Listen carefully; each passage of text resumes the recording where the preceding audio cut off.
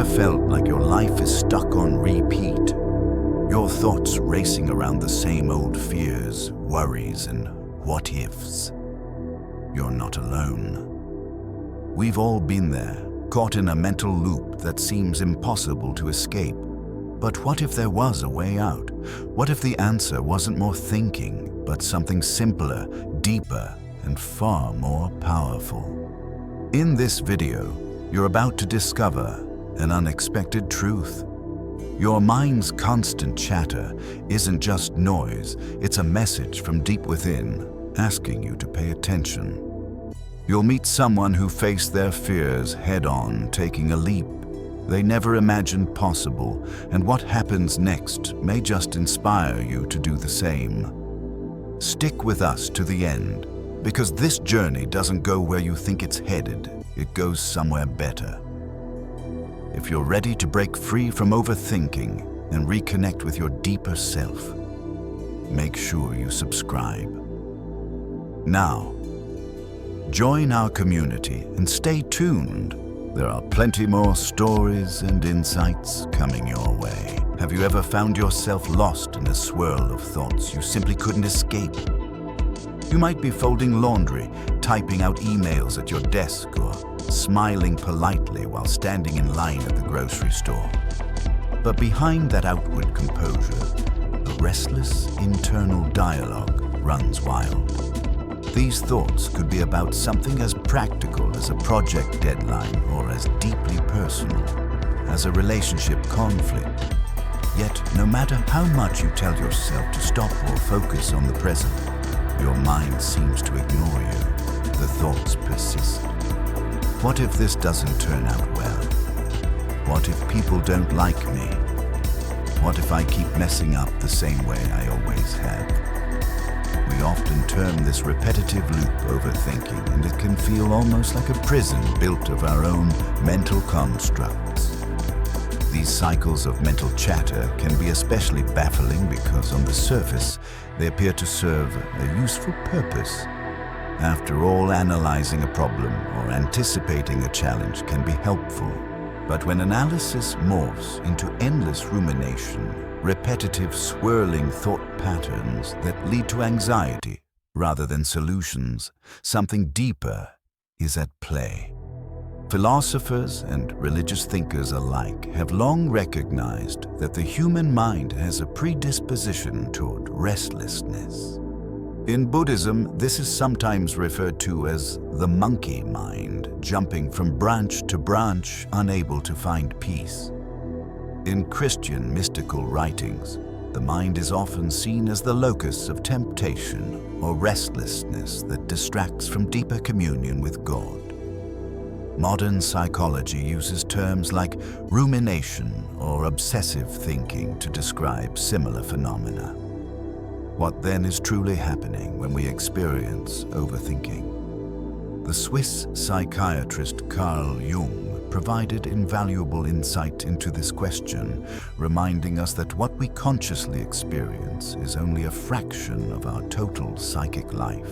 Beneath the surface, beneath our everyday worries, schedules, and fleeting emotions, lies the unconscious, a vast reservoir of memories, impulses, and experiences that we have either forgotten or intentionally repressed. Jung warned that until we face these hidden parts of ourselves, they continue to drive our thoughts and behavior from behind the scenes. In other words, overthinking can arise when something unresolved in our unconscious is knocking at the door of our awareness, seeking our attention. Yet instead of opening that door and greeting what's inside, whether it be old heartbreak, fear of rejection, or existential uncertainty, we often build mental barricades of incessant planning, predicting, and hypothesizing. We try to outthink the threat. We reason that if we simply dwell on it long enough, maybe it will lose its power, or at least reveal a perfect solution. Ironically, the more we feed the cycle with additional thoughts, the more entrenched it becomes. This is why you might notice that overthinking rarely leads to clarity. Instead, it tends to magnify doubts and amplify anxieties. We can feel stuck, half exhausted by our own mental noise and uncertain of how to step off the mental treadmill. So the puzzle is, why do we persist in this mental cycle? And more importantly, how can we break free? It's not that we are inherently weak or lacking in intelligence. Rather, we are often subconsciously trying to protect ourselves. Overthinking can masquerade as helpful problem solving, but in many cases, it's a means to dodge a deeper emotional truth that we find too threatening to confront. And that's precisely why a new approach is needed, one that doesn't just address the surface chatter, but engages the root cause beneath it. The restlessness of the mind is often entangled with a more profound emotion, fear. Think about it. When do you overthink most intensely? It's typically when there's a looming uncertainty, a possible rejection, or a perceived risk. You may fear being inadequate at your job, losing someone you love, or never achieving your personal goals.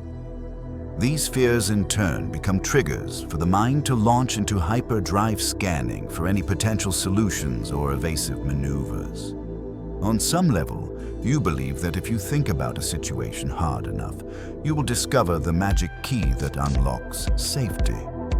But this seldom happens because overthinking focuses on the realm of what if rather than the tangible reality before you. Carl Jung once remarked that people will do just about anything to avoid truly encountering their own souls, even if those efforts seem counterintuitive or even absurd. Overthinking is a prime example. Instead of confronting the vulnerability, sadness, or uncertainty that lies beneath our mental chatter, we busy ourselves with never-ending analysis.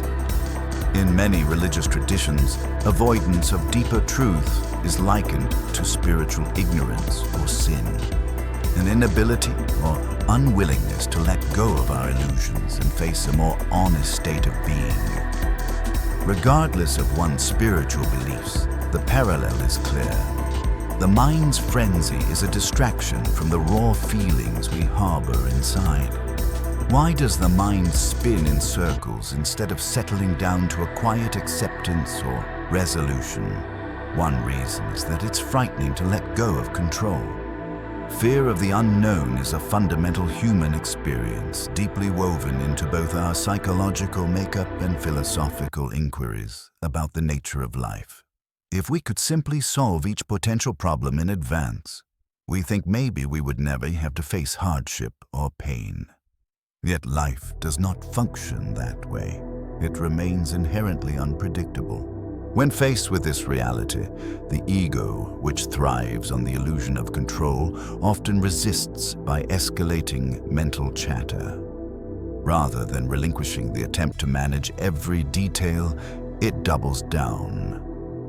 This pattern also reflects a certain way of relating to ourselves.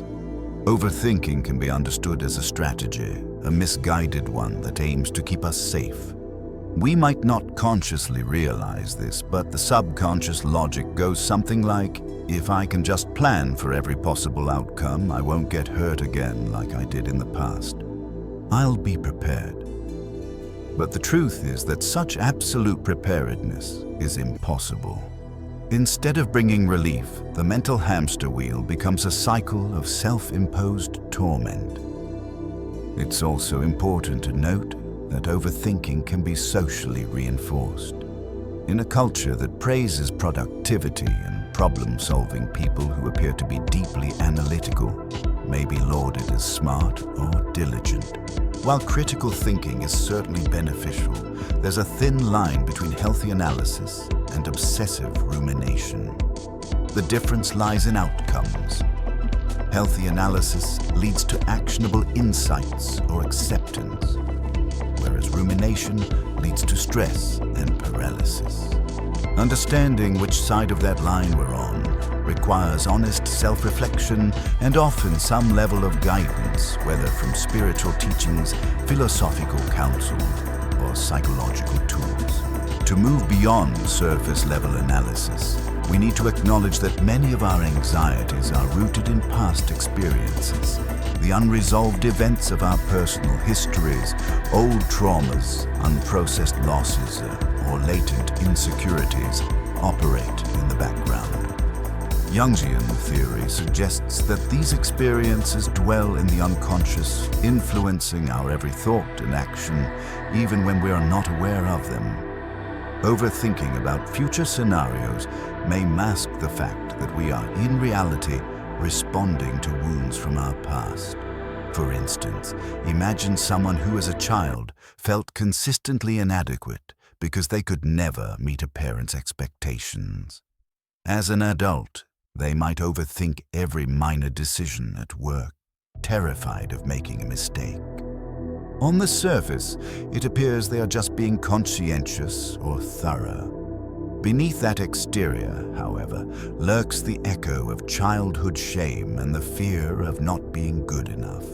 Their mind's incessant chatter is an attempt to outrun that shame, perpetually scanning for potential risks. But no amount of future-oriented thinking can undo a past experience or quiet an old belief about personal worth.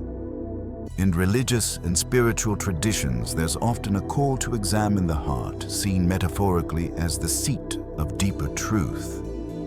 In Christian mysticism, for example, believers are encouraged to turn inward and invite divine grace into the places of woundedness. In Buddhism, practitioners learn to observe the mind and the arising of emotions without identification, allowing them to pass through. Both approaches aim to dissolve the barriers that keep us locked in a cycle of denial or avoidance. Overthinking is one such barrier because it dominates our mental space, drowning out the subtle voices within that ask for healing or acceptance. Physical cues often provide the first clues that overthinking is at play. Notice your body's reactions when you're in a spiral of anxious thought. Your shoulders tense. Your jaw might clench. Your breathing grows shallow. We often interpret these sensations as stress, but more deeply, they're messages from the body indicating that you're disconnected from the present moment. When engrossed in mental chatter, it's easy to forget. There's a whole world of physical and emotional reality happening right now, things the mind alone cannot control. This is where the concept of mind-body connection becomes crucial. If you've spent an inordinate amount of time in your head, you might have forgotten how it feels to be genuinely anchored in your body. This absence of embodiment can perpetuate anxiety. In other words, the mind is running the show while the body's signals that could ground you are overlooked. Jung believed in the wisdom of the psyche as a whole, not just the rational intellect. The body, dreams, and symbols all carry vital information if we learn to interpret them. The challenge, then, is not to shut off thinking entirely, an impossible task, but to reintegrate the parts of ourselves that have been left out. Rather than waging war against your mind, you might cultivate a welcoming stance toward what the mind is trying to protect. In practical terms, this might look like noting the specific fears running through your thoughts and asking what underlying belief or memory is fueling this. Gradually you shift from mere mental analysis to emotional openness, inviting a deeper sense of presence. This presence can ultimately dissolve the frantic pace of the overthinking mind, revealing insights that are far more profound than any mental solution could provide. What if the real key to stopping overthinking isn't about controlling our minds, but about connecting more deeply with ourselves, body, spirit, and all? The original text suggests precisely this, that we don't solve overthinking by piling on additional thoughts, but by entering a different state of awareness. This is a central paradox. In most contemplative traditions, peace arises not from further intellectual wrestling, but from a shift in how we relate to our inner experience. If you look at various religious or spiritual disciplines, Christian contemplative prayer, Buddhist mindfulness, Hindu yoga, and so on, you find an emphasis on silence, stillness, and an embodied awareness that transcends the usual mental chatter. This stepping into the place your thoughts are trying to cover up, as the text puts it, is less about thinking, less and more about connecting with a deeper dimension of your being. In Christian monasticism, for instance, there is a practice called a centering prayer, which encourages letting go of mental narratives and returning to a word or phrase that anchors the practitioner in divine presence. In Zen Buddhism, practitioners sit in zazen, allowing thoughts to come and go without attaching to them.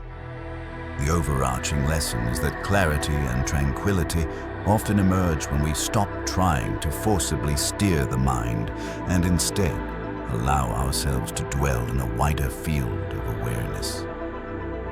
Carl Jung's notion of the self aligns intriguingly with these practices. According to Jung, the self is the totality of the psyche, encompassing both the conscious ego and the vast unconscious.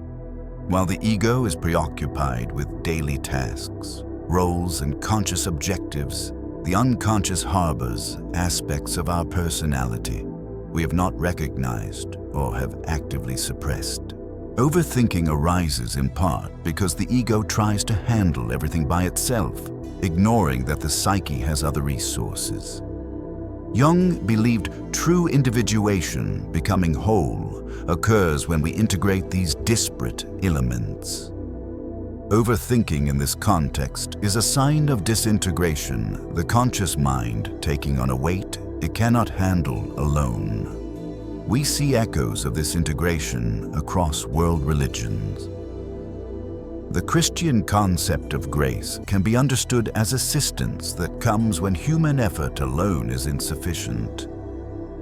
Similarly, certain strands of Hindu tradition speak of the Atman, the inner self, being one with Brahman, the universal essence, and that enlightenment arises upon realizing this unity.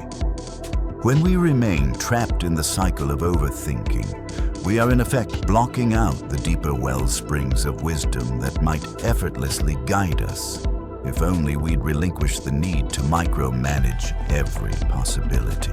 One practical way to experience this deeper connection is through what the text calls 1 minute, one choice, one breath. That is taking a literal pause whenever you notice yourself spiraling. Rather than trying to think your way out of the spiral, you shift attention to your bodily sensations, the texture of your clothes against your skin, the coolness of the air on your face, or the solid feel of your feet on the ground. This seemingly trivial action can be transformative. It interrupts the frenetic mental current and offers you a tangible anchor in the present moment. Over time, these small pauses create a habit of returning to presence, which can dramatically reduce compulsive rumination. You may wonder, isn't this just another mental trick? And indeed it might feel that way at first. However, the purpose of practices like mindful breathing or body awareness is not to set up a new labyrinth of thoughts, but to bypass the mind's endless commentary. The emphasis is on experiencing rather than analyzing. It's about momentarily suspending the question, what should I be thinking right now, and instead asking, what do I feel, sense, or intuit in this very moment? This shift in focus can be subtly profound. Instead of running from fear or sadness, you learn to acknowledge it, to feel it without letting it dictate your every move. In many religious scriptures, there is an underlying message that true understanding is not solely the domain of the intellect. For example, the Bible speaks of a peace that surpasses all understanding, suggesting that genuine peace may not come from rationalization, but from spiritual alignment or grace. In Eastern traditions like Taoism, the notion of Wu Wei, often translated as effortless action or non-forcing points to an authentic way of living. that arises when we stop straining for control and allow natural flow. Overthinking, by contrast, is the epitome of forcing. It attempts to wrestle every scenario into submission through the mind alone. Carl Jung's observation that we don't become enlightened by imagining figures of light, but by making the darkness conscious, speaks directly to our tendency to avoid the raw emotional energies driving our overthinking. The mind's chatter is often an elaborate facade designed to prevent us from feeling something uncomfortable. But the act of consciously looking at that discomfort, naming it, allowing it, can actually diminish its power. When we discover that our dread of a particular emotion is worse than the emotion itself, the door to inner freedom opens. Overthinking then gradually recedes because it no longer has the same emotional fuel. Still, it's essential to grasp that this is an ongoing process, not a quick fix. The text states that once we realize we've been running, we can begin to see the spiral for what it really is. That doesn't necessarily mean the mind will immediately quiet down forever. But each time you notice your thoughts spinning, you have the opportunity to practice returning to a place of embodied awareness. This is how new neural pathways form in the brain through repetition. The more you catch yourself in overthinking and pivot toward presence, the more natural that pivot becomes. Some people worry that by relinquishing overthinking, they'll become careless or unprepared. Yet the truth is often the opposite. A calmer, more integrated mind can think and plan effectively when necessary, without succumbing to endless cycles of anxiety. You discover that meaningful thought is possible without the chronic tension. Plans can be made with clarity rather than panic. Indeed, many spiritual practitioners find that their capacity for constructive thinking actually improves once they learn to curb rumination. Rational thought becomes a tool that you pick up intentionally rather than a force that subjugates you. As we explore these ideas, we might also ask, what does overthinking reveal about the ego? The original text emphasizes that overthinking is not merely a cognitive glitch, but an ego-based strategy. The ego, as Jung explains, is that part of ourselves that identifies with our roles, our likes and dislikes, our successes and failures. It's the socially constructed self-image we present to the world. Far from being inherently evil, the ego serves a valuable purpose in helping us navigate daily life. However, when the ego becomes overly dominant, it can distort our perspective. One of its prime distortions is the illusion of absolute control. This is where vulnerability becomes relevant. The ego despises vulnerability because vulnerability suggests uncertainty, emotional exposure, and the risk of hurt. Overthinking is a convenient fortress in this regard. It creates a mental smokescreen that keeps genuine vulnerability at bay. Rather than let ourselves feel anxious or sad, we fill our mental space with endless permutations, convinced we are working on a solution. Yet in truth, we may simply be avoiding the nakedness of our deeper emotional life. If we consider religious teachings, many highlight a tension between what might be termed self-will and a higher or more authentic will. In Christian theology, for instance, there's the idea of "thy will be done," which fosters surrender to divine wisdom, as opposed to rigid self-determination. While not everyone subscribes to a theistic worldview, the underlying principle is that genuine humility and openness to something greater than one's own egoic plans can dissolve a lot of self-inflicted turmoil. Overthinking thrives when we believe we must handle everything alone and be in perpetual control. Jung's perspective aligns with many mystical traditions in asserting that the mask of the ego is not the sum total of who we are. We have depths that go beyond our conscious identity, and tapping into those depths often requires a certain amount of stillness and surrender. Overthinking blocks that path because it keeps us spinning in the realm of conscious deliberation. It's no coincidence that many spiritual practices emphasize not just quieting the mind, but also examining one's motives. Are we overthinking because we're genuinely solving a problem, or are we overthinking because we're terrified of what lurks beneath? Realizing this can be both liberating and intimidating. On one hand, we see that we don't have to be enslaved by the tyranny of thoughts. We can, in fact, step out of the hamster wheel. On the other hand, stepping out means facing the very vulnerability we've been hiding from. This is where a supportive framework, be it therapy, spiritual direction, or a trusted community, can be invaluable.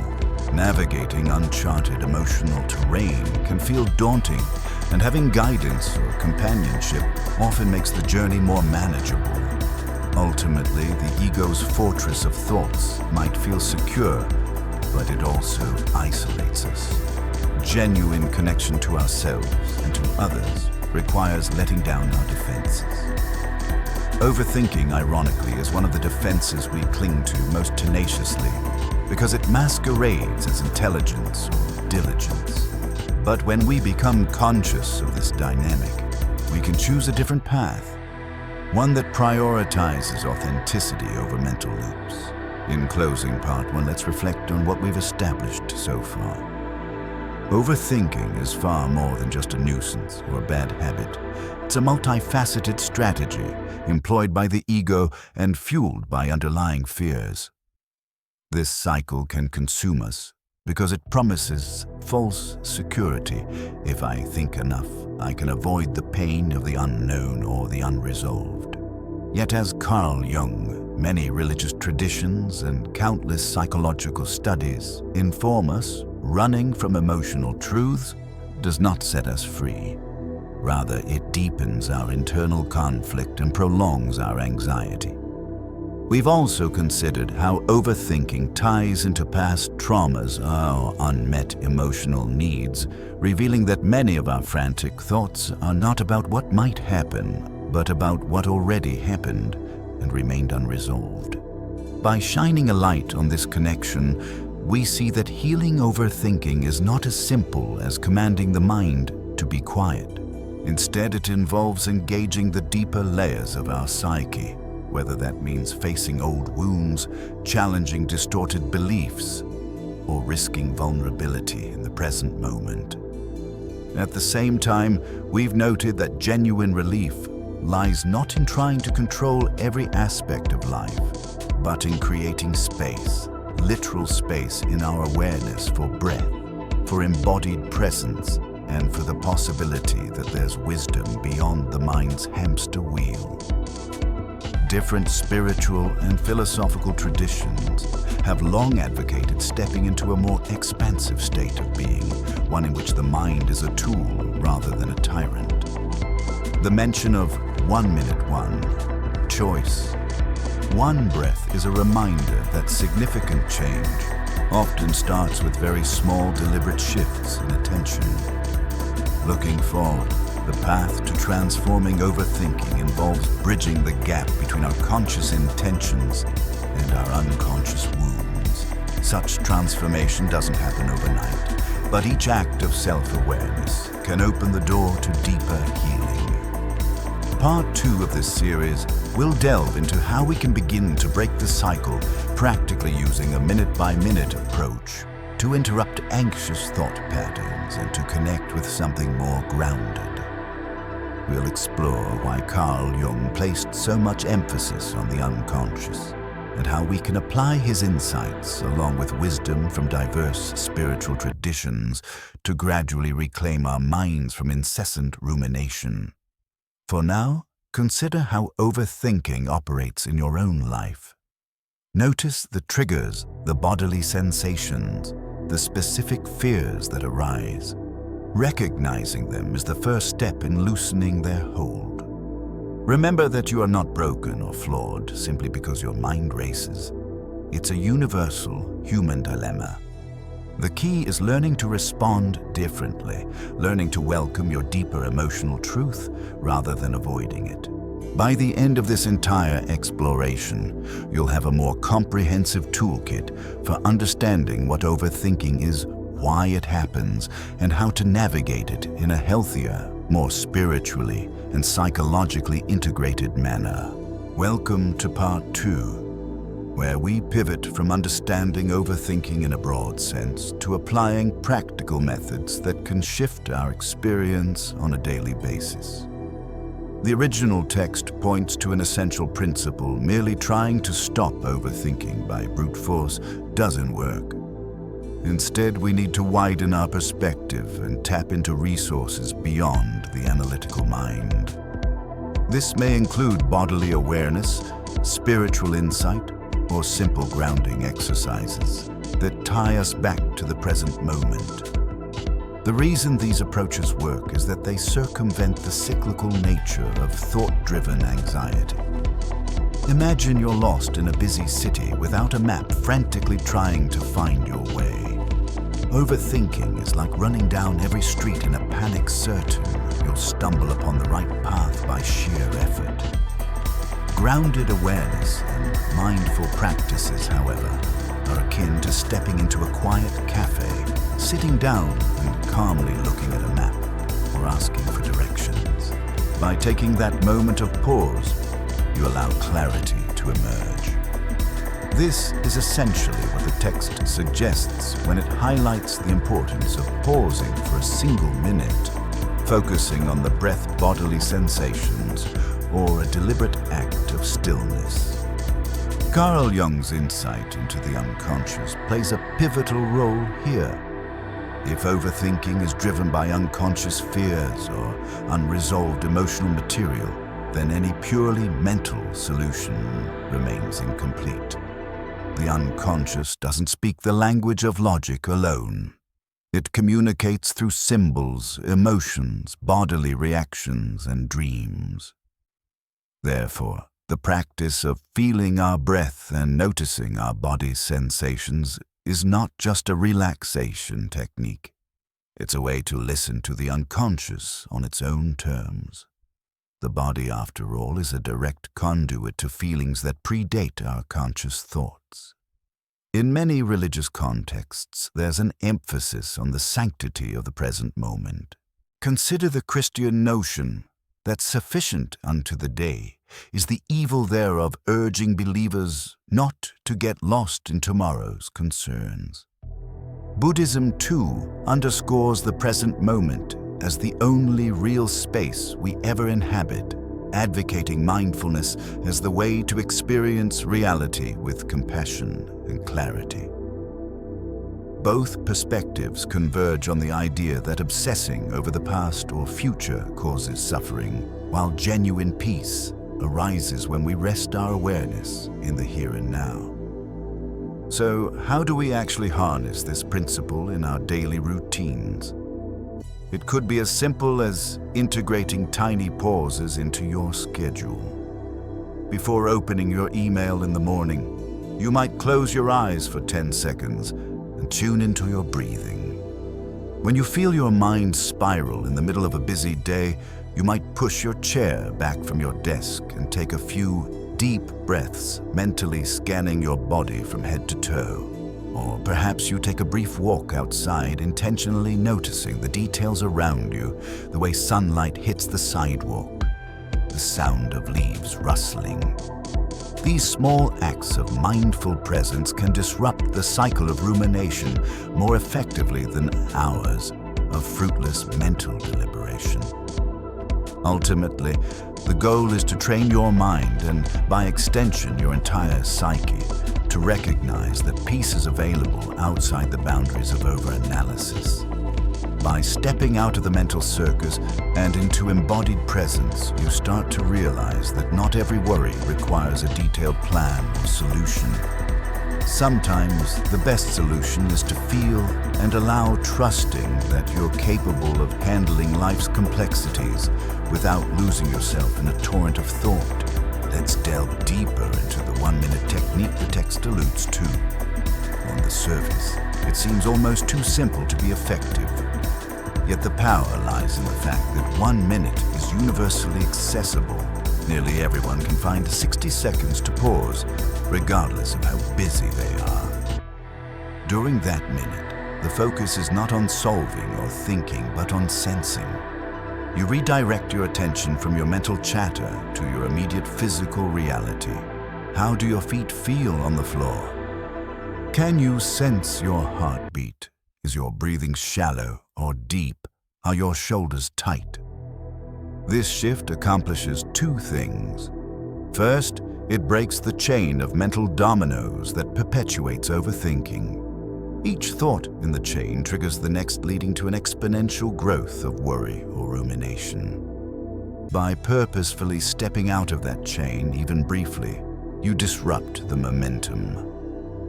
Second, it trains your psyche to trust embodied awareness over frantic mental processing. As Jung would phrase it, you're giving space for the wisdom of the unconscious to emerge, rather than overriding it with endless conscious deliberations. Why focus on the body rather than something else? The body is both immediate and concrete. It's always in the now, which is precisely where your presence has the most power. Overthinking, by contrast, flits between past regrets and future anxieties.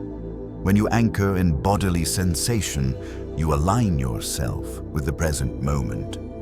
In philosophical terms, thinkers like Martin Heidegger have argued that authentic being in the world demands a kind of present engagement rather than absorption in abstract rumination.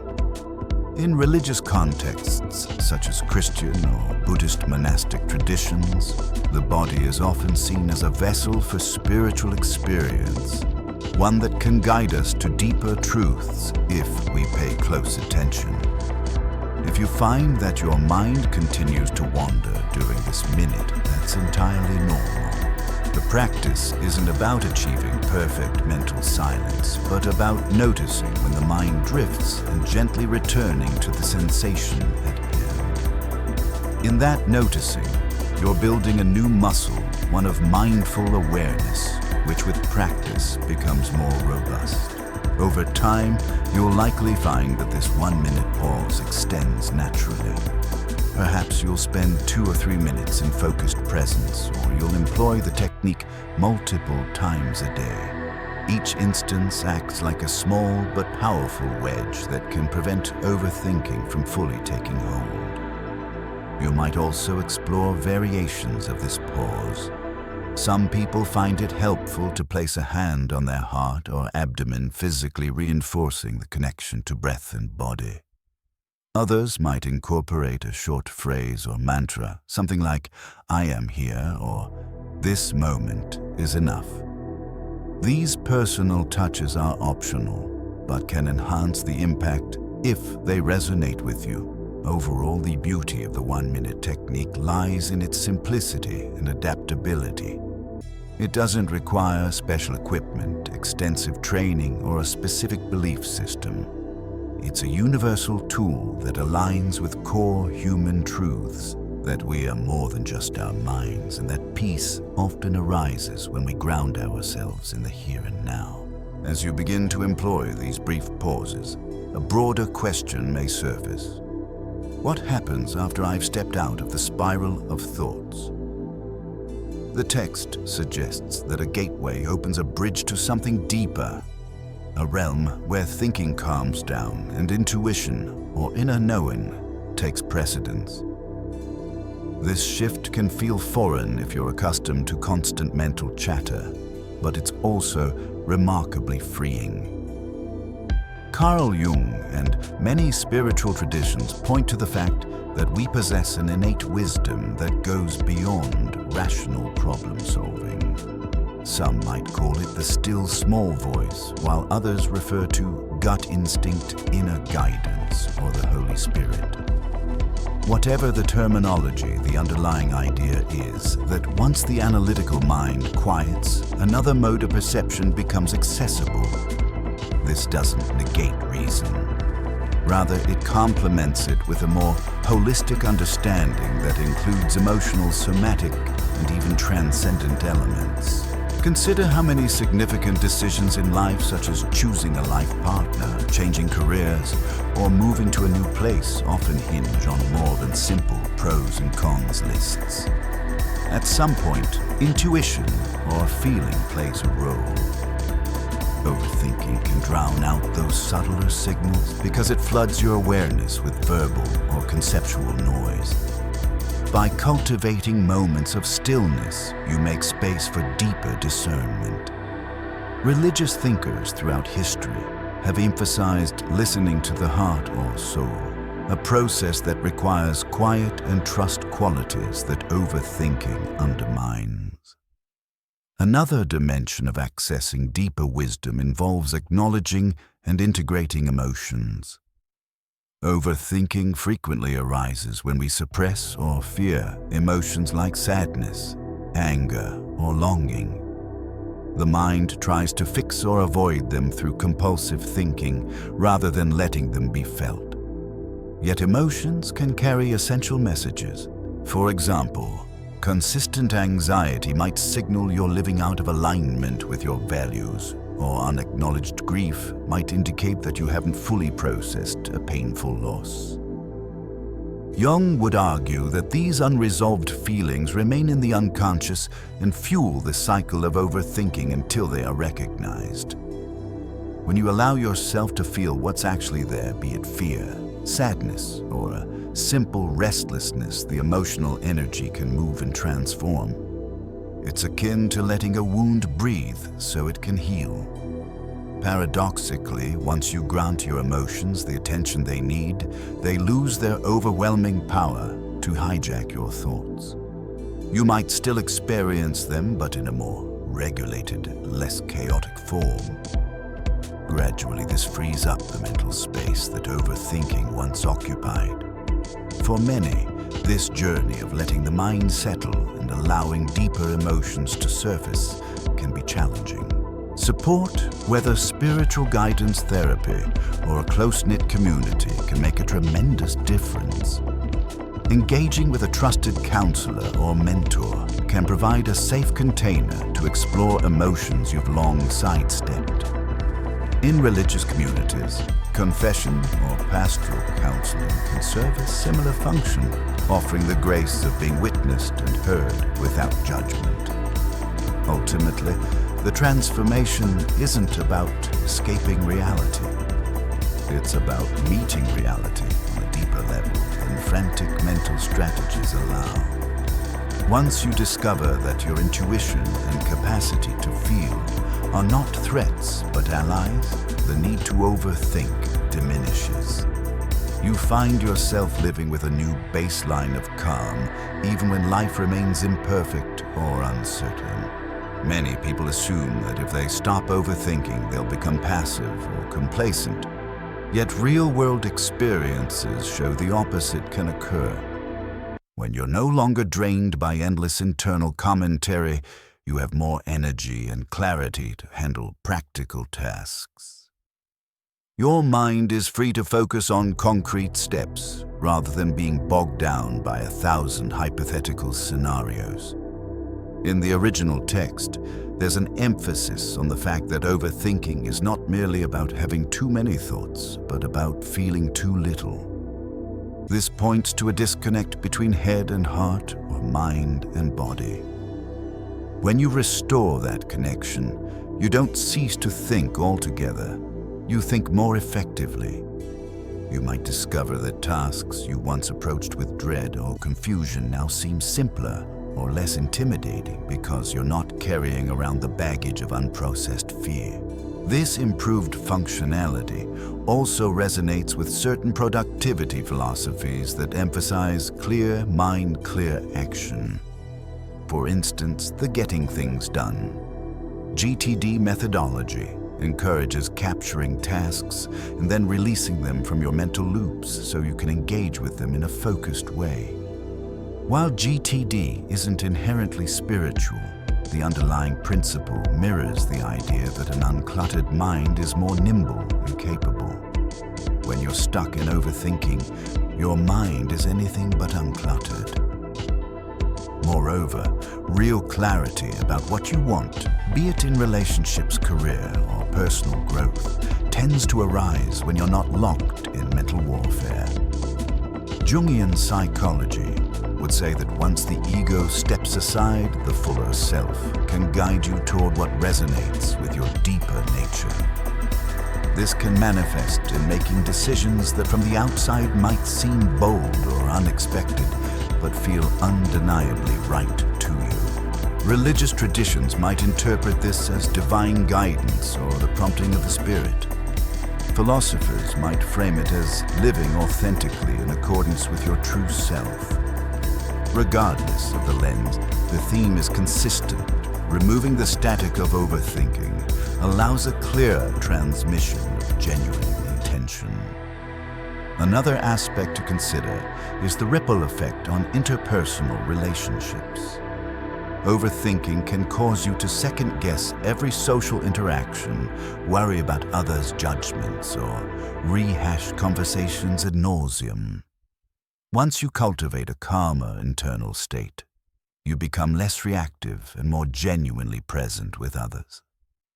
This presence fosters deeper connections because people sense when you're authentically engaged rather than preoccupied by your own mental hurricane.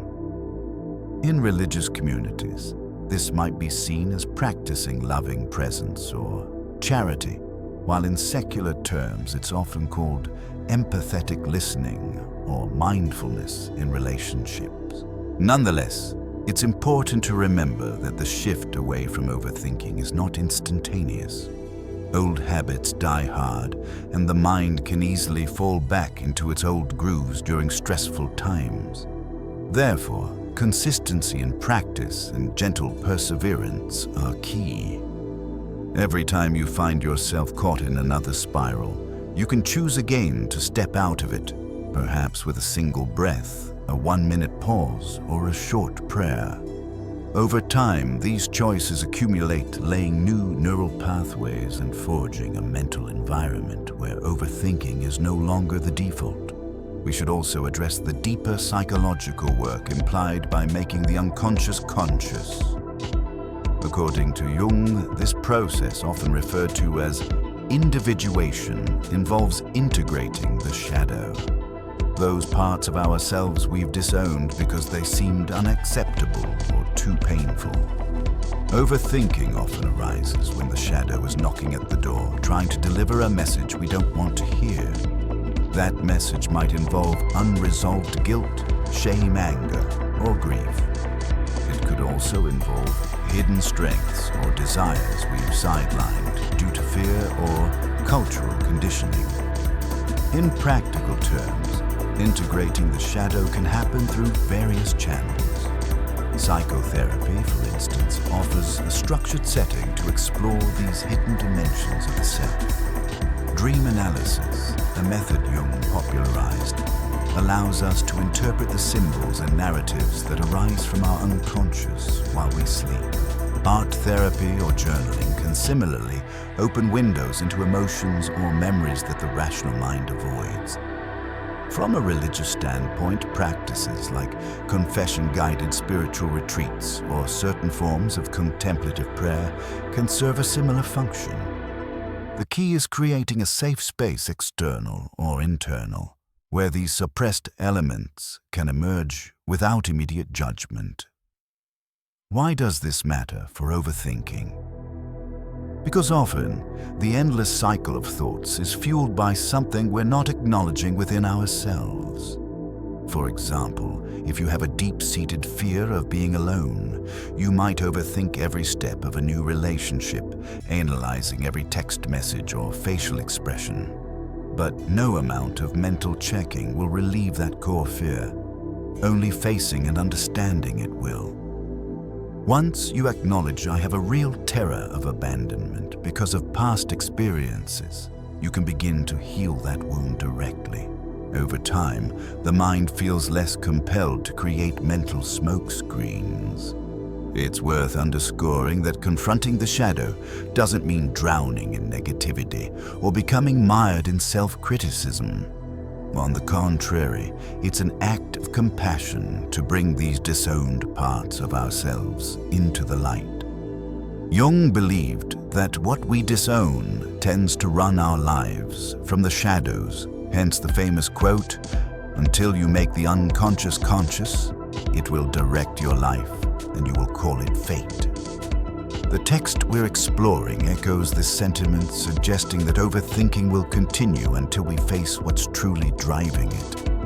By bravely acknowledging these inner truths, we regain agency over our lives. At the same time, self-compassion is crucial. This process is not about blaming yourself for overthinking or berating yourself for not being healed already. Every step you take toward understanding your deeper layers is a step toward wholeness. If spirituality resonates with you, prayer or meditative reflection can infuse this journey with a sense of grace, knowing that something greater than your own ego is supporting you. If philosophy or psychology is your gateway, you might find comfort in the idea that countless thinkers have walked this path, mapping out theories and practices to support transformation. So when you find yourself in the grip of another mental spiral, pause and consider, is there an emotion or memory I'm resisting? If you sense that something deeper is clamoring for attention, perhaps try journaling or meditating on that feeling. Give it form, give it a name, and see what insights emerge. This kind of intentional exploration can loosen the chains of overthinking far more effectively than scolding yourself to just stop. Let's zoom out and consider the broader cultural backdrop in which overthinking flourishes.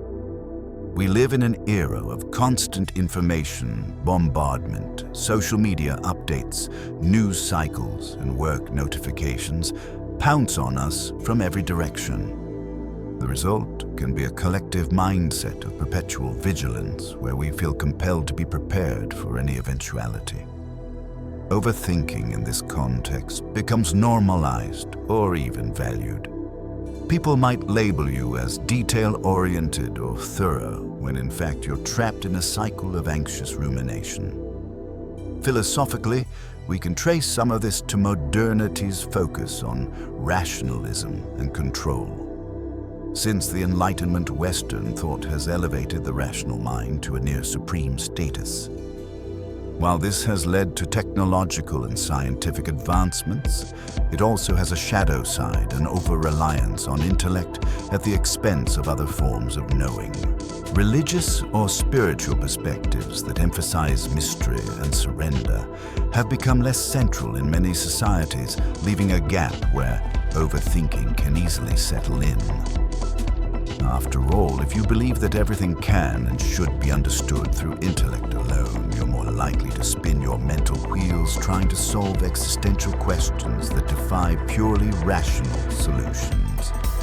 In religious contexts, there's often a protective structure of rituals and communal support that can mitigate overthinking. For instance, a daily prayer or meditation can serve as a built-in pause, preventing the mind from running off track. Regular communal gatherings like church services, sanghas, or spiritual study groups remind participants of broader perspectives that transcend individual worries. Without such communal anchors, individuals may struggle to find the balance between intellectual thought and spiritual rest. Overthinking then becomes a default coping mechanism for life's uncertainties. This cultural dimension also highlights the importance of cultivating environments, both external and internal, that support stillness. Internally, we practice techniques like the 1-minute pause or extended meditation sessions. Externally, we might set boundaries around technology, commit to regular social or spiritual gatherings, or even design our living spaces to encourage calm. For example, uncluttered rooms, nature-inspired decor, or a dedicated corner for meditation or prayer. While these might seem like small lifestyle tweaks, they can collectively form a robust container that discourages the mental chaos overthinking creates. It's also enlightening to see how other cultures or historical periods have approached mental and emotional balance. Ancient monastic communities, whether Christian, Buddhist, or otherwise, placed a premium on simplicity, silence, and repeated rituals that ground participants in a sense of unhurried presence. Modern individuals can learn from these examples, adapting principles of simplicity, silence, and ritual to a contemporary context. While not everyone can or should become a monk, the underlying wisdom remains relevant. If your daily rhythm is a frenetic sprint from dawn to dusk, your mind will struggle to find the quiet it needs. All of this is to say that transforming overthinking isn't solely an individual undertaking. It often requires a shift in how we relate to society and culture at large. We may need to question norms that equate non-stop mental activity with virtue. We might need to become more discerning about the information we consume and the environments we inhabit. By aligning our outer structures with our inner quest for calm, we pave the way for the deeper changes Jung religion and psychology alike advise.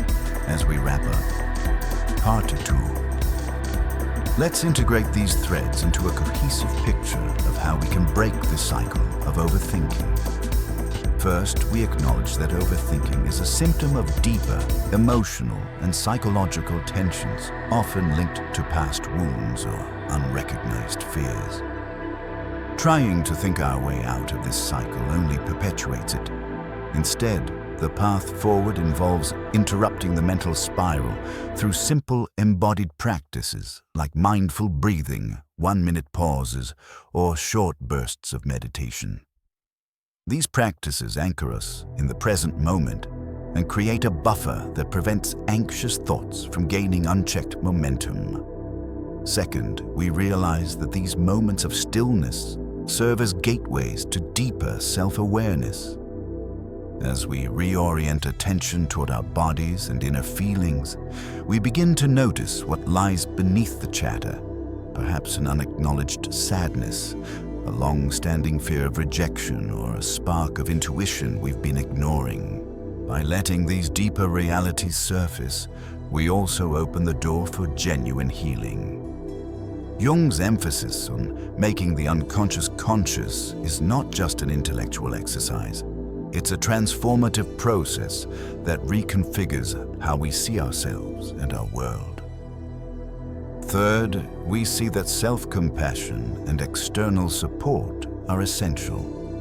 Whether you seek therapy, lean on a faith community, or confide in trusted friends, having a compassionate witness to your journey makes a tangible difference. No one should navigate the labyrinth of the mind alone, especially when confronting old wounds or ingrained habits. Empathy and understanding from oneself and from others help dismantle the shame that often keeps overthinking locked in place. Finally, we've discussed the broader cultural factors that can either exacerbate or alleviate overthinking. While an overstimulating, hyper-rational culture might fuel mental chaos, we can consciously carve out spaces of calm and reflection. We can limit our exposure to digital noise, choose social settings that nourish rather than deplete us, and introduce elements of simplicity into our daily routines. Over time, these incremental changes bolster the newfound internal equilibrium, making it easier to sustain a more peaceful and present mode of living. Part 3 will delve into how we can make this reorientation not just a series of sporadic practices, but an enduring baseline, a way of life, as the text describes. We'll explore how clarity and stillness become self-reinforcing once a new foundation is laid. and we'll consider the possibility that overthinking might even transform from a curse into a teacher, a messenger, guiding us toward deeper wholeness.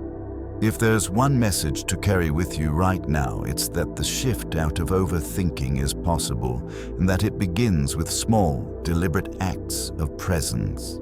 These moments accumulate, change neural pathways, and set the stage for more profound inner transformation.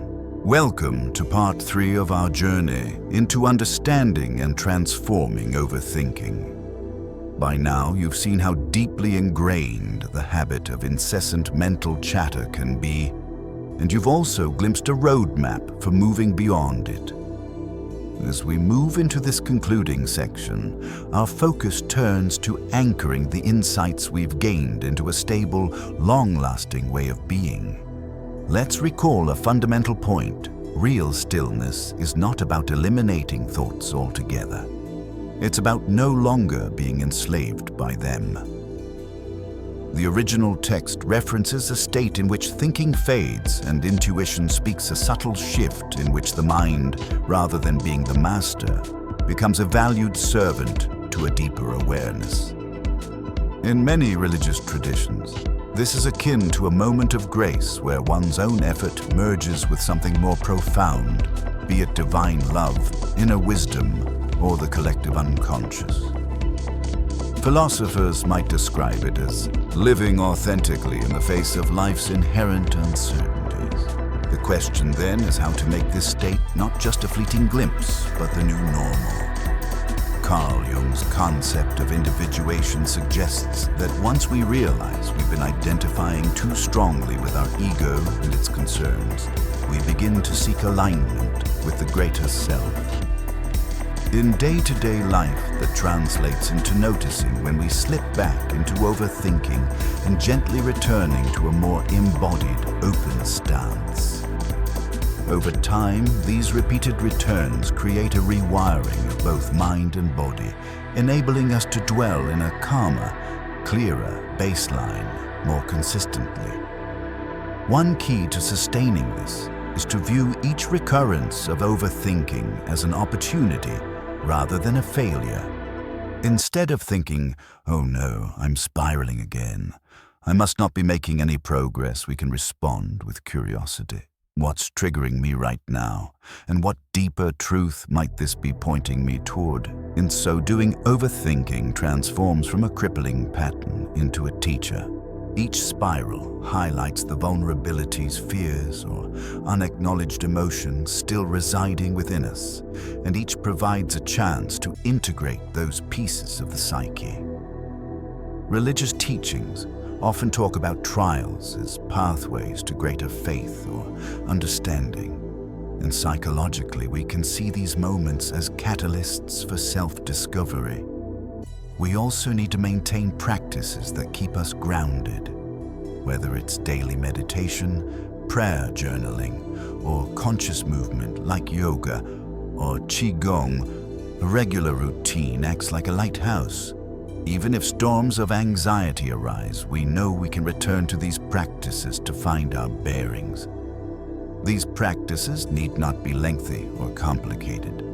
What matters is that they are done consistently and with genuine intent.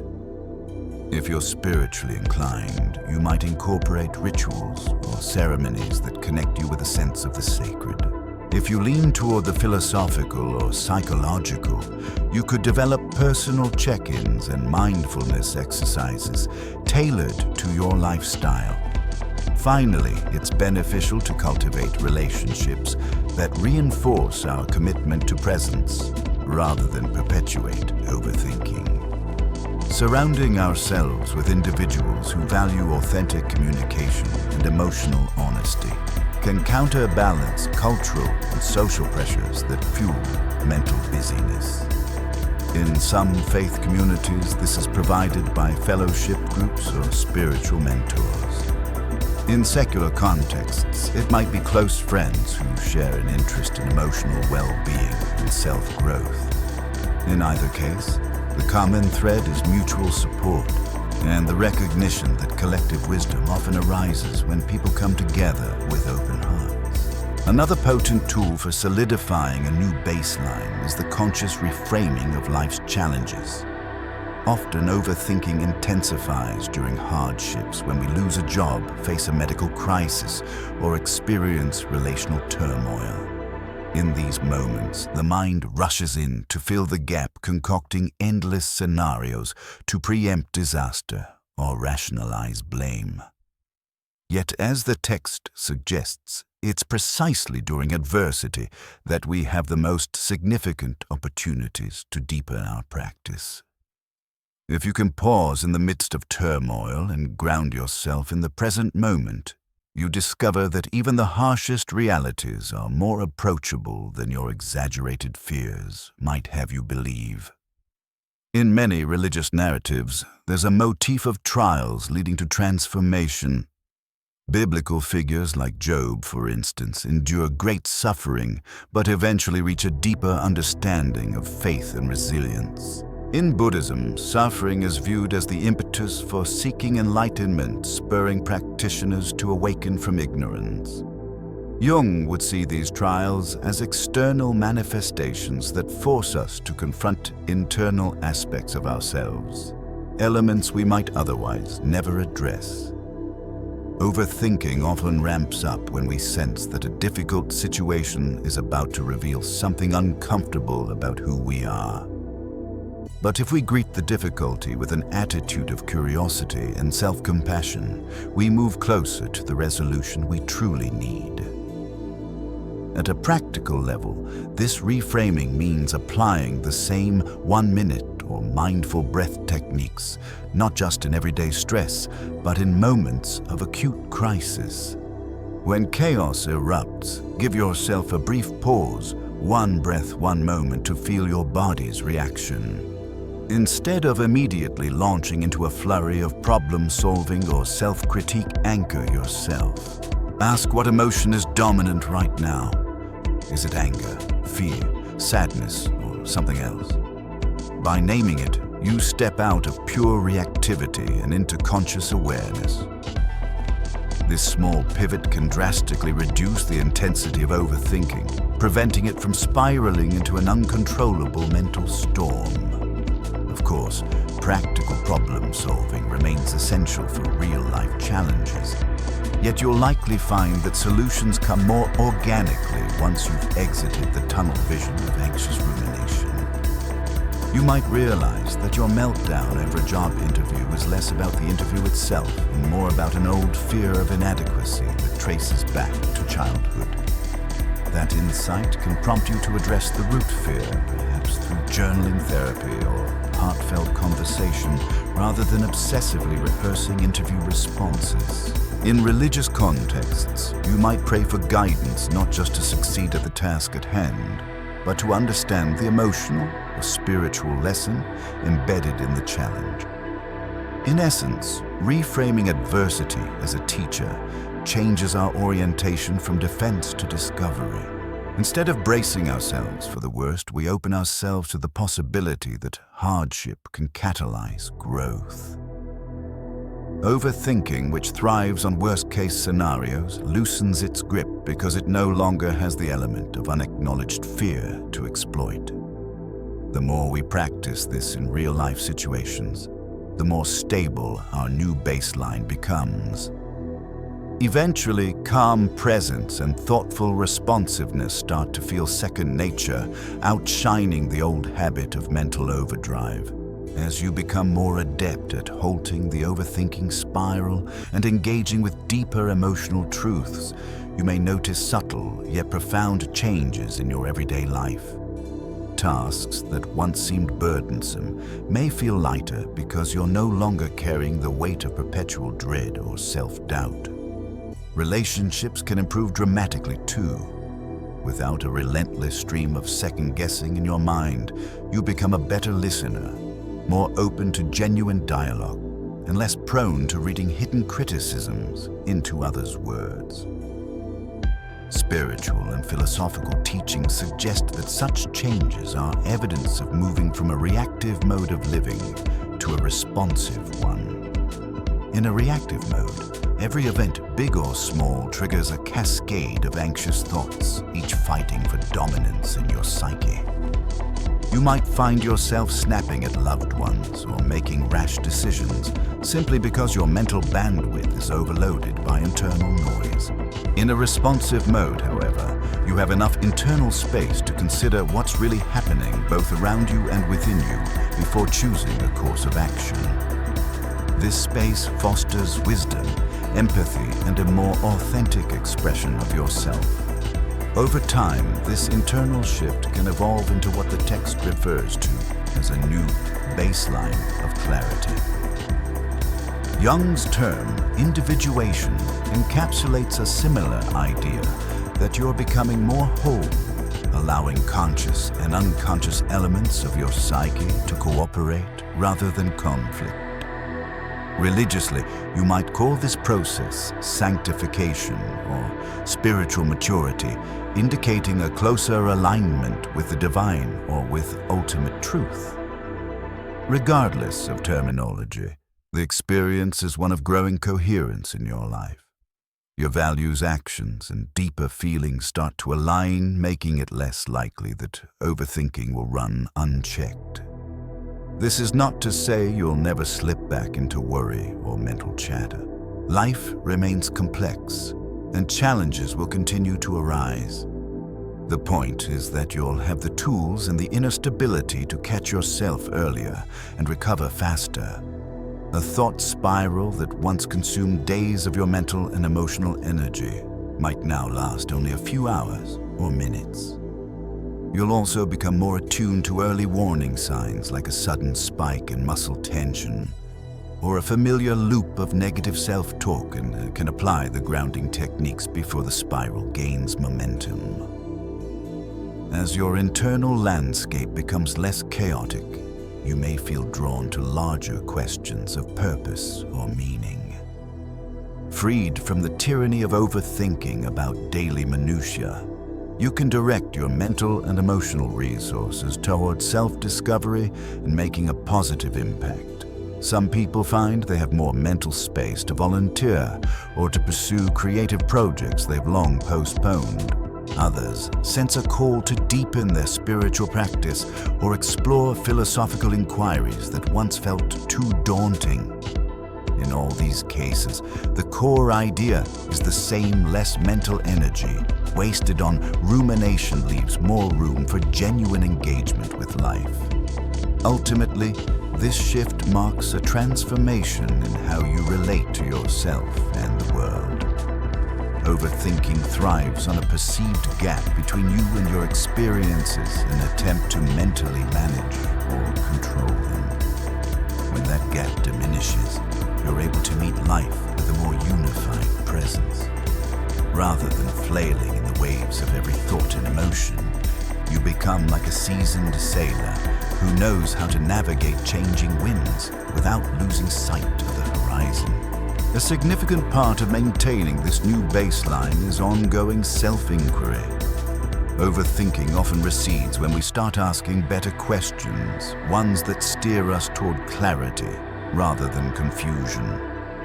Instead of, "How can I guarantee this will work out perfectly?" you might ask, "What am I truly feeling and why?" or "What lesson might this discomfort be offering?" These questions direct our attention to the heart of the matter, instead of letting it scatter among endless contingencies.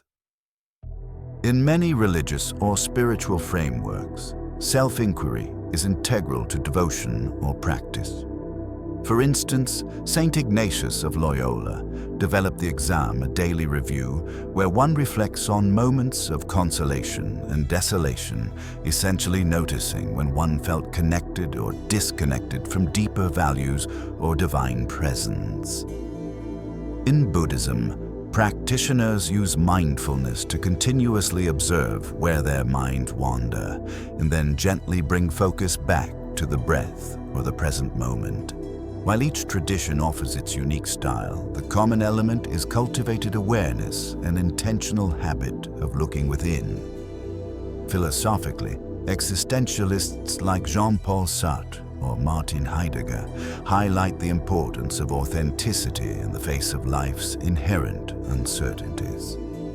They argue that many of our anxieties stem from avoiding the responsibility of truly defining ourselves and our choices. Overthinking can thus be seen as a strategy to escape existential angst, as if relentless mental movement could shield us from the weight of freedom and the inevitability of eventual death. When you become comfortable with the notion that some things are beyond rational explanation, or control, overthinking loses its prime fuel, the illusion that perfect knowledge or planning can eliminate life's inherent risk. On a more personal note, self-inquiry can help you detect recurring themes in your overthinking. Maybe you chronically worry about finances, relationships, or health, even when external circumstances are relatively stable. That pattern might signal a deeper fear, such as a belief you're unworthy of security or love. Once you see the repeating motif, you can address it directly, whether through journaling therapy, prayer, or a combination of these tools. When the root issue is acknowledged, the associated thought loops often diminish as they no longer serve a protective function. It's also important to celebrate progress along the way. Overthinking typically involves a perfectionistic streak where you judge yourself harshly for not having everything under control. In contrast, acknowledging each small victory, such as noticing a negative thought pattern before it spirals, reinforces the new, healthier pathways you're creating. Religious traditions often have built-in forms of gratitude or thanksgiving, precisely because recognizing and naming blessings fosters a mindset of abundance rather than lack. Psychological research confirms that gratitude can shift focus away from problems, thereby reducing the likelihood of rumination. In essence, self-inquiry serves as both map and compass for this ongoing journey. The map part is your accumulated wisdom about how your mind works, while the compass is your moment-to-moment awareness, always pointing you back to the present. Together, they guide you away from the cliffs of overthinking and toward the valleys of calm clarity and meaningful connection. By this point, you might be wondering how overthinking fits into the larger tapestry of personal and spiritual growth. After all, the original text posits that overthinking might not be purely an enemy, but also a messenger. If you reframe it as a signal, a red flag indicating that something within you yearns for attention, overthinking can become a doorway to greater self-understanding. The key is to shift from treating it as a defect to recognizing it as an invitation. This invitation often points to old stories or unhealed emotional terrain. Imagine your mind as a bookshelf lined with volumes, some read, some untouched. Overthinking is like an automatic scanning system that keeps returning to the same unread volumes because they're producing a sense of disquiet. Rather than trying to jam the books deeper into the shelf, it might be more helpful to actually read them page by page, emotion by emotion. This metaphor aligns well with Jungian shadow work, where confronting disowned aspects of the self is seen as necessary for wholeness. It also resonates with many religious teachings about confession, repentance, or surrendering unaddressed issues to a higher power. When approached with an open heart, overthinking episodes become less shameful and more illuminating. Suppose you catch yourself mentally replaying a hurtful comment from a friend. Instead of fixating on the comment itself, you can ask, why does this particular remark gnaw at me so deeply?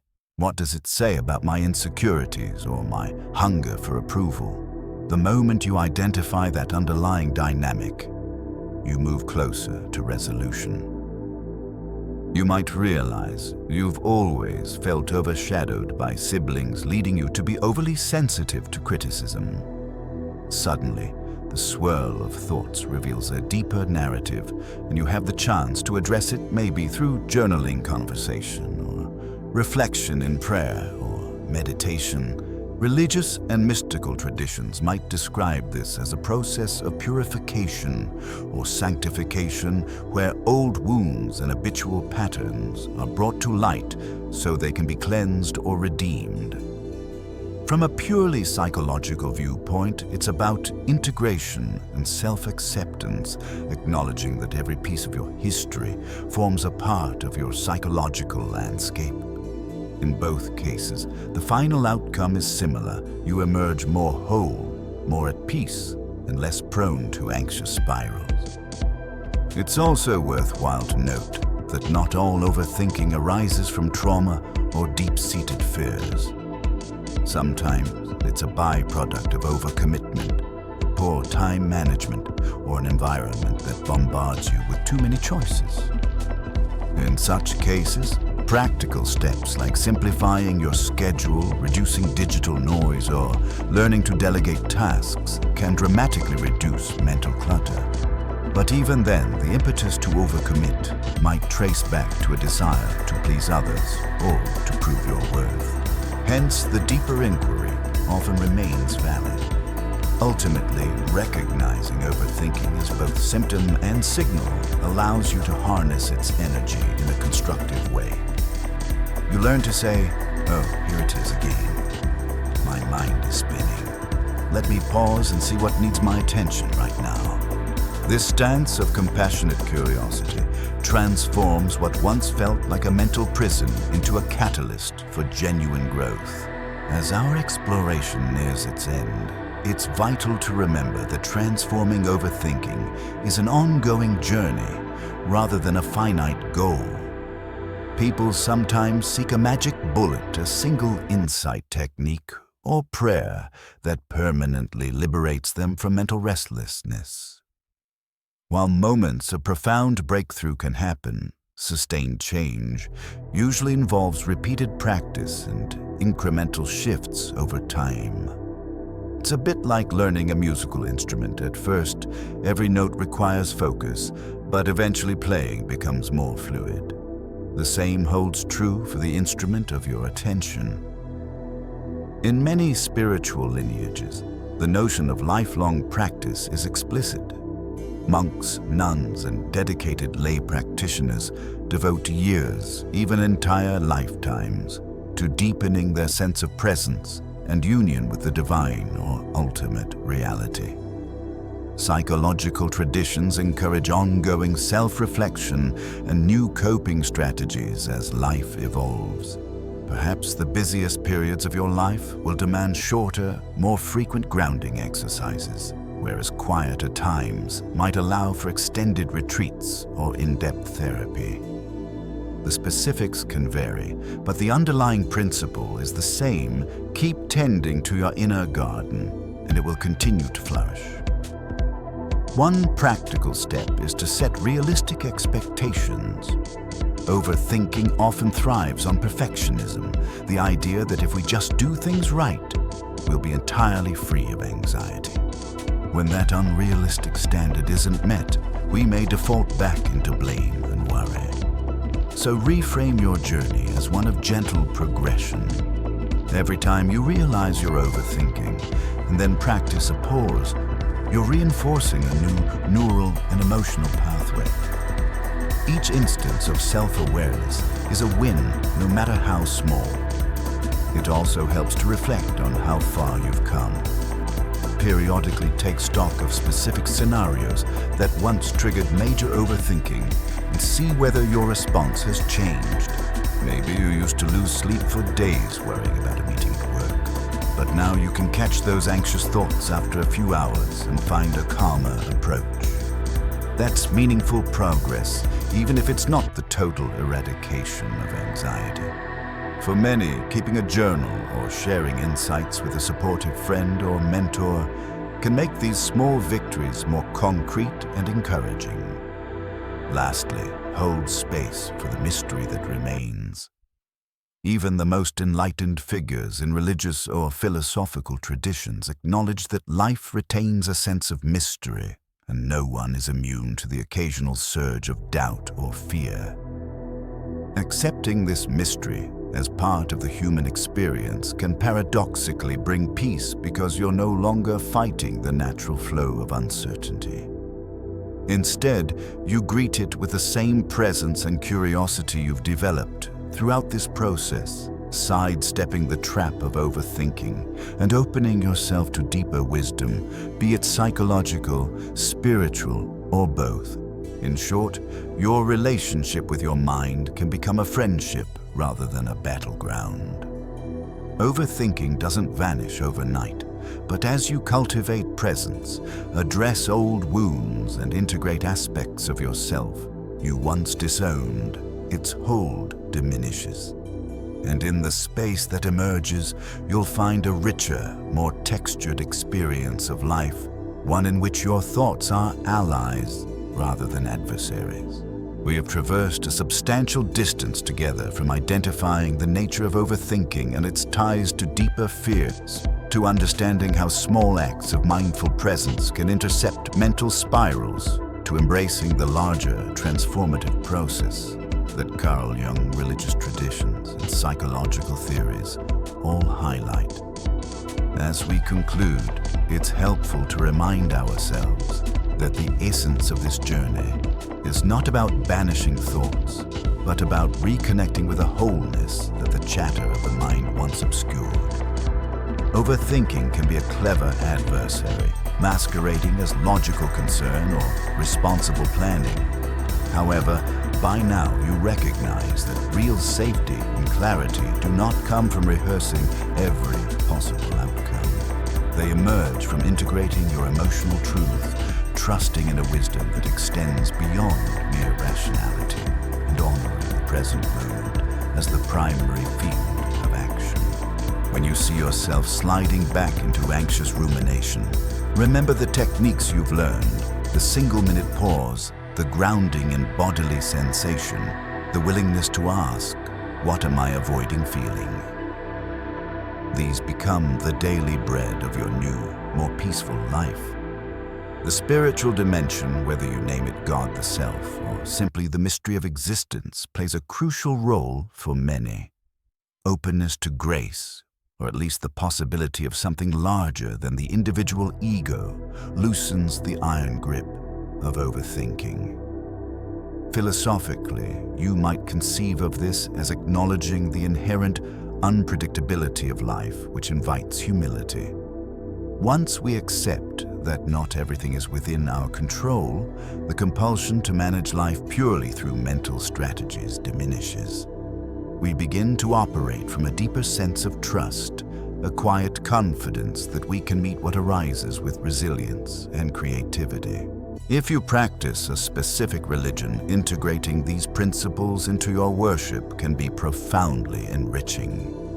You could include brief, silent meditations in your prayer routine, or spend a moment physically feeling your breath before reading scripture.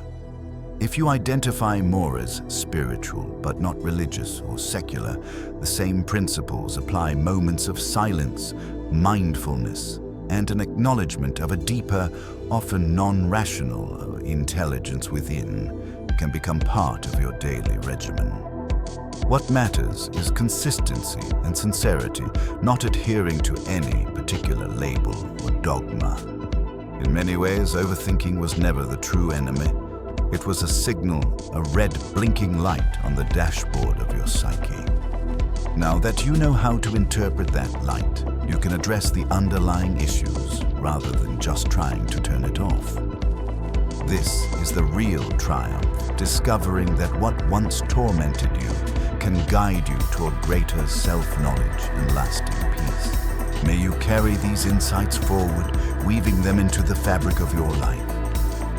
Recall that every overthinking episode is another chance to pause, breathe, and reconnect, to choose curiosity over panic and presence over fantasy.